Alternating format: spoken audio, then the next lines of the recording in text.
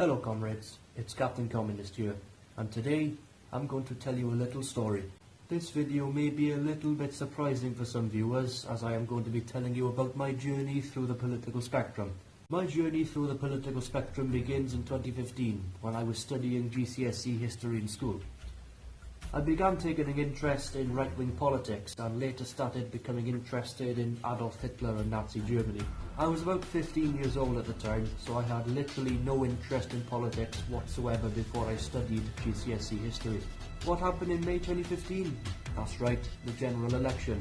Back then I was supporting the right-wing populist party UKIP, and due to that I pretty much fell deeper into the pit of right-wing extremism. Back then, I was definitely heading down the road to fascism, but since racism is basically condemned now, I was kept at arm's length from becoming interested in a far-right group known as the English Defence League. Towards the summer of 2015, I was slowly being driven away from right-wing extremism to the centre. By then, I was also starting to lose my interest in politics. However, during the autumn of 2015, I was back in school and studying GCSE history, and I was towards the end of studying the Russian Revolution and the rise of the Soviet Union.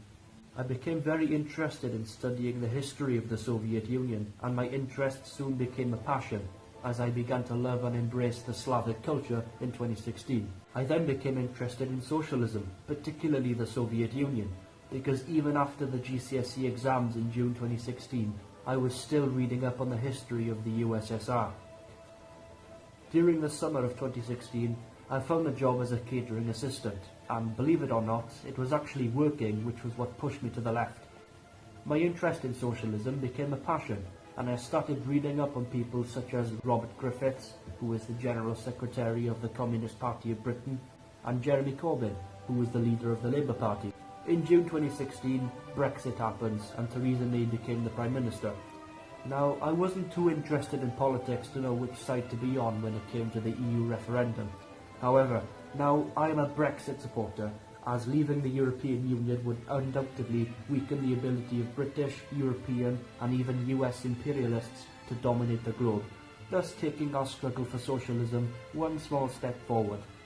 September then came along, and this time I was in sixth form, which are your 2 final years of schooling before university, and my passion for socialism grew even more. I then became very interested in the Communist Party of Britain, as I had people in my school trying to convince me that socialism doesn't work.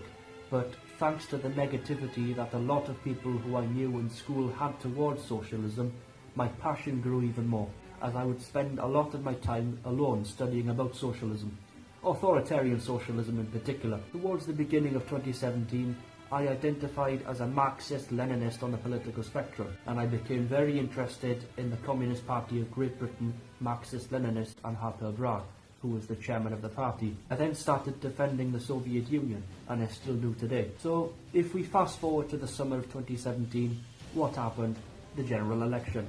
During the election campaign, I was standing shoulder to shoulder with Jeremy Corbyn and the Labour Party against Theresa May and the Conservative Party. When I said that Jeremy Corbyn is going to do well in the election, people just laughed at me. But when the election results came through, even though the Labour Party didn't physically win the election, they did very well and managed to smash Theresa May's authority, as she resorted to signing a £1 billion deal with the Democratic Unionist Party and begging the Queen to keep her job.